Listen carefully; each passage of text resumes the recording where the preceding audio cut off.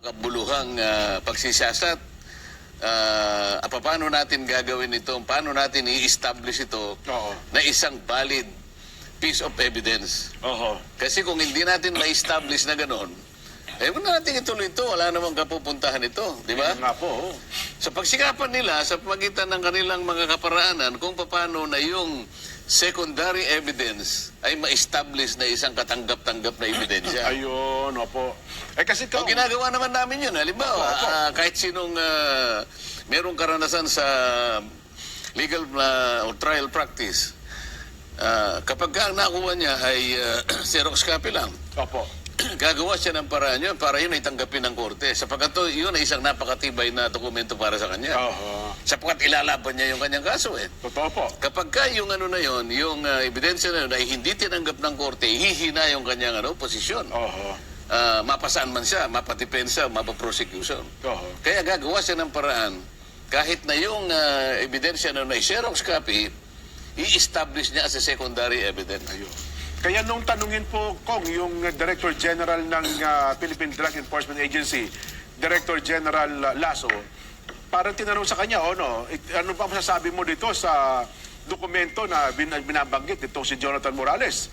Ang naging sagot po niya hindi ko po masagot kasi, Your Honor, dahil sa una bes, wala po kaming ganyan Naninindigan po ang pamunuan ng PDEA na walang ganung dokumento, walang ganung record, kaya hindi niya masagot kung totoo, hindi totoo, yung sinasabi po ng mga nagtatanong sa kanya.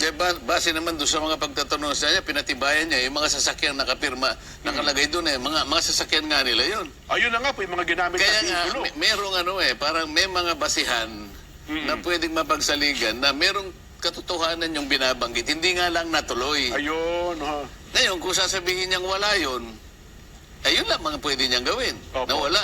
Saan ang galing ito kung wala? Kung walang pinag-xerox na original, saan ang galing ito? Gayong pinatibayan ng chairman na, ako kanya kinikilala ko na totoo itong... May dokumentong ganon. May dokumentong ganon. Ang problema nga lang, hindi na, isa sa paraan kasi sa pag-authenticate nung dokumento na sa ngayon ay parang secondary evidence pa lang, kailangan mapagkumparahan Ayun. Pagkatapos lahat ng mga tao na may kinalaman doon, tatawagin mo, may pirma itong, kunyari may pirma ang report na yon. Opo. Ito pangalan nito, ang pangalan ay Nelson Lubao nakalagay. Ayan. At merong pirma sa taas ng Nelson Lubao. Ikaw ba ang pumirma nito? Opo, kanya. So, ma-authenticate. Ayun. Kahit nasa Xerox copy ngayon, totoo ito, in-authenticate niya kinilala. Pero natatandaan ko po yan. Sinong nag-type niyan? Ito pong si ganito, patatawag niya. Natatandaan mo ba na ikaw ay natatandaan ko nga po yan, ako po nag-type niyan. Sa mga tweet, ma-authenticate mo ngayon yan. Ayun. Ngayon, kapag hindi nalagay doon sa isang authenticated na kalagayan, yung dokumento na yon, hindi siya maaaring pasimulan ng isang makabuluhang pag-iimbestiga pa. Ayun. Well, dapat pala yun munang unang ginawa. Yun ang establish. Ang ginawa nila, parang tinawag si Maricel Sori. Siyempre, hindi ko po alam. Wala naman siyang kinalaman. Wala nga, siya yung tinatarget doon. Pero, hindi naman natuloy Opo. Di ba? Tinatarget, di umano, Kong. Pero sana, kung halimbawa, yung sanang informant na yon, meron siyang sinabi na tungkol na maring sinabi ni Maricel Soriano. Halimbawa lang ito, hindi ko naman alam kung ano yung extent, hindi ko pa naman nakita yun. Pwede mo ngayon tanongin siya base ng kasulat doon. O kapag sinabi niya, sinabi ko nga po yan. Kahit pa paano, merong kaugnayan, marang nauugnay. Doon mo pa lang siya pwedeng ipatawag. Ayun. Pero kung hindi naman natuloy yung operation, pagkatapos tatawagin mo siya ron. Ano naman ang mahihintay mo sagot? Di-deny niya lang yun. Kaya nga po, nung tinanong si Morales na, nakita mo ba mismo yung mga personalidad na binabanggit po doon? Ay, hindi po. Yun po ang sinabi ng aking informante. Doon sila nagkaroon pa. Hindi niya nakita ng personal, pero yun daw po. Maliban na lang, halimbawa, kung magpapakabayani yung confidential informant, ibang usapan yun. na lilitaw siya, sabi niya, habang ako po'y nakikinig sa inyo pong mga investigasyon,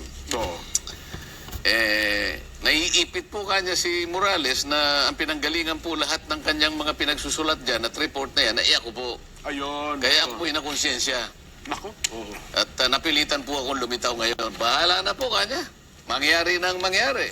Nako. Tatayo po ako talaga para panindigan ko na yan pong nakasulat dyan ay sa akin po galing. Ibang usapan yun, Jen. Ayun. Oh, well, Kaya Maris, problema ko, may history na si Morales eh. meron Na na para siyang isang usual witness. Kasi nung 2002 daw ata ko, may mga records pa na ito pala tumistigo rin sa dating Senador Pampilo Lacson na noon ay hepe ng PAOK TF. May mga ganun daw pong mga istorya. Oo. Istorya lang yun. Oh, yun na nga po. Nakita ko naman, tinanong na, kasi nakikita ko si Senador Jinggoy. Opo. Ikaw pala may asuntong ganito, tsaka ganyan, tsaka ganito, tsaka ganyan. Opo. Hindi ka, parang questionable ka niya ang pagkatao. Parang, hindi naman dapat ganun eh. Kasi, mabuti hindi siya sumagot.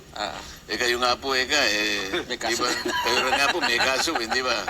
Ibig sabihin, pareho po tayo ng kalagayan. Baka nga mas ano pa po kayo eh. Kasi ako po, nilalaban ko pa, pero kayo may tapos na po yata. Pero po yata kayo.